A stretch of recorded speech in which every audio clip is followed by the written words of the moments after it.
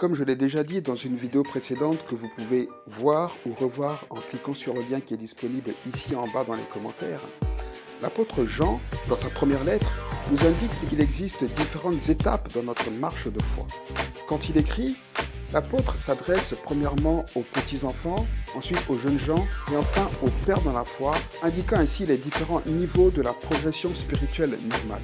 Et je le répète, il est indispensable que chaque chrétien soit capable d'identifier l'étape à laquelle il se trouve, son niveau spirituel, pour continuer sa croissance, qui est le gage de sa bonne santé spirituelle. Dans la première vidéo, j'ai entrepris de décrire la première étape, celle des enfants spirituels. Et aujourd'hui, j'aimerais vous décrire les caractéristiques de la deuxième étape, celle des jeunes gens dans la foi. À toutes et à tous, bonjour.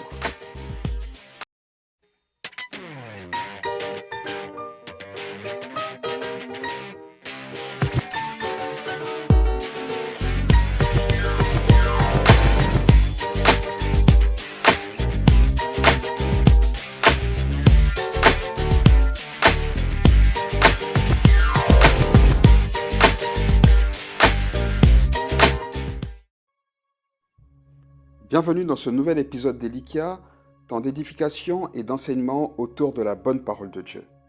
Alors que quand il s'adresse aux petits-enfants dans la foi, l'apôtre Jean leur dit que leurs péchés leur sont pardonnés à cause du nom de Jésus et qu'ils ont connu le Père, soulignant ainsi le fait qu'ils sont sauvés, mais qu'ils sont encore charnels, c'est-à-dire dominés par le péché. Quand il s'adresse aux jeunes gens, l'apôtre Jean leur dit « Je vous écris, jeunes gens, parce que vous avez vaincu le malin.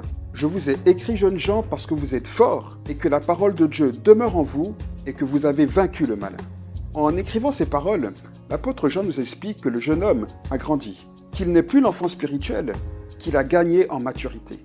Le jeune homme ou la jeune femme spirituelle est un chrétien ou une chrétienne capable de puiser sa force dans la méditation quotidienne de la parole de Dieu. Alors, pas seulement de la lire, mais devenu capable de la comprendre intellectuellement et d'en avoir une révélation, c'est-à-dire une compréhension spirituelle.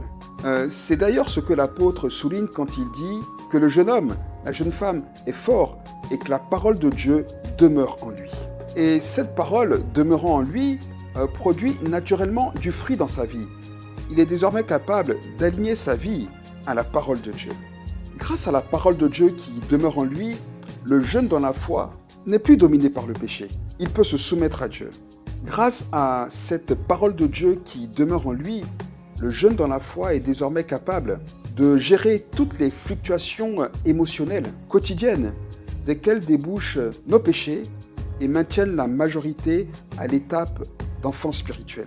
Vous savez, le plus on est dirigé par nos fluctuations émotionnelles, le plus on pêche habituellement. Les changements d'émotions auxquels nous sommes sujets tous les jours, vous savez, on passe de la colère à la joie, de la satisfaction à la frustration, de la crainte à l'assurance, etc., altèrent notre entendement, notre lucidité et notre volonté pour nous conduire vers le péché. C'est d'ailleurs ce que la Bible nous enseigne au travers de différents exemples, notamment celui d'Ève. Vous savez, Ève a mangé le fruit, a péché parce qu'elle était pleine d'envie. En regardant ce fruit, elle désirait ce fruit. Et ce désir, cette envie qui l'a submergée, l'a poussée à la désobéissance. Et c'était la même chose pour son fils Caïn qui, rempli par la colère et incapable de la dominer, alors qu'il était dominé par elle, s'est vu tuer son frère.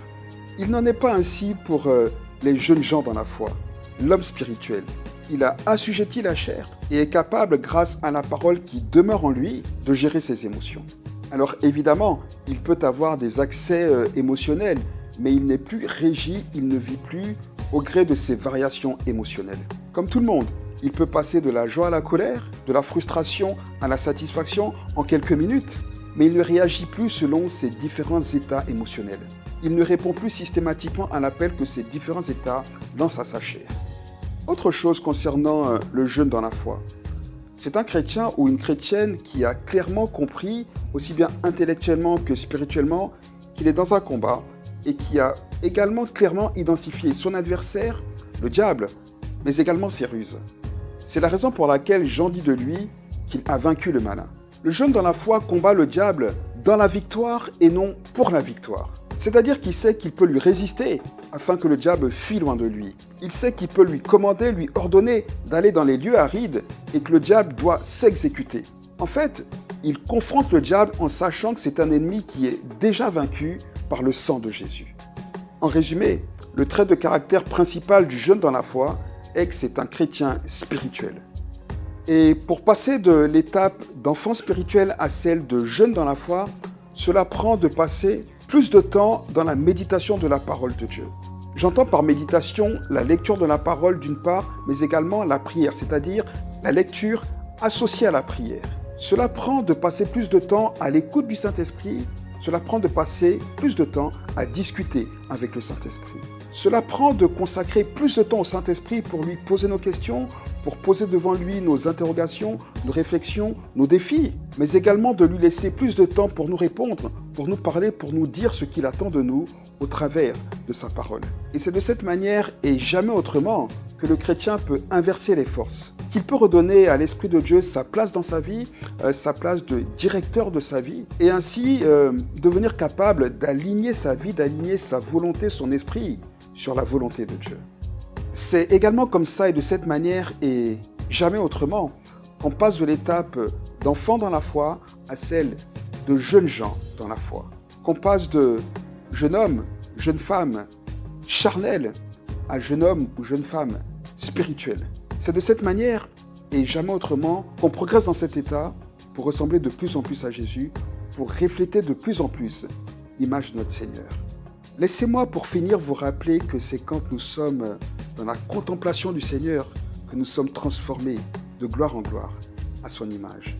Et c'est ma prière pour chacun de vous, pour chacun de nous, que nous puissions passer, progresser de l'étape d'enfant spirituel, de chrétien charnel, à l'étape de jeunes gens forts qui ont vaincu le malin et dans lesquels la parole de Dieu demeure.